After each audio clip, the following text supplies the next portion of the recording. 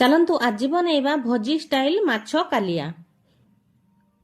यह खाइबा को बहुत ही टेस्टी लगी थाए। यह को आपण रुटी परोटा भात सबुथिरे खाई परिबे।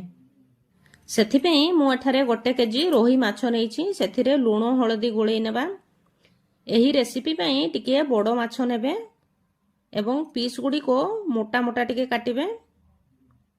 बड़ माछ थिले एही रेसिपी बहुत भलो होई थाए एवं खाइबा को मध्य बहुत टेस्टी लागि थाए। गोटे पैन गरम करी किछि सोरिषो तेल पकेइबा।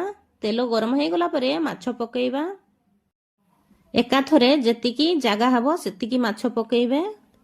माछ भजा हबा भितरे आमे चलंतु मसला प्रस्तुत करनेबा।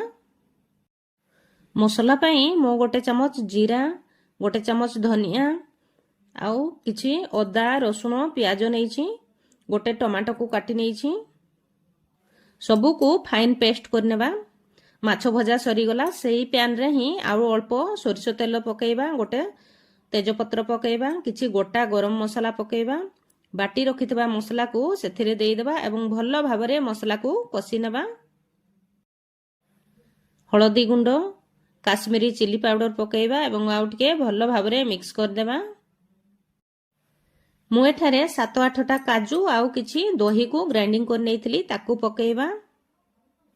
मसला को भलो भाबरे कसी नबा। देखंतु मसला भलो भाबरे कसी हेइ गलानी। एबे सेथिरे झोळो पई पानी देबा।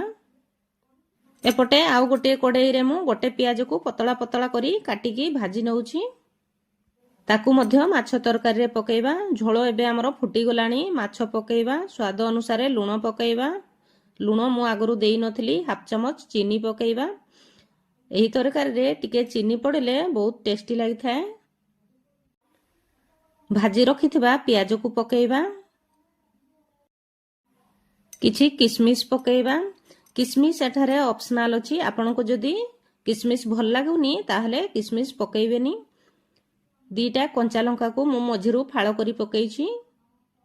आपण जेतिकी रागो खाइबे सेही अनुसार लंका पकेइबे। 1 मिनिट कवर कर देबा।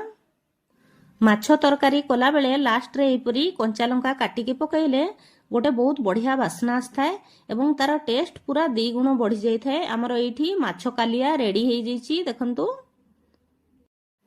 एबे चलंतु सर्व करि नेबा। भिडियोटी जदि भल लागि थाए ताहले गोटे लाइक शेयर एवं कमेंट करंतु। आउ जो माने आजी मो चैनल रे नुआ अछंती प्लीज मो चैनल को सब्सक्राइब कर दियंतु। आउ पाखरे थिबा बेल आइकन को प्रेस कर दियंतु। ऑल ऑप्शन टी को क्लिक कर दियंतु जहा फଳରେ मोर नुआ नुआ वीडियो पाई पारि।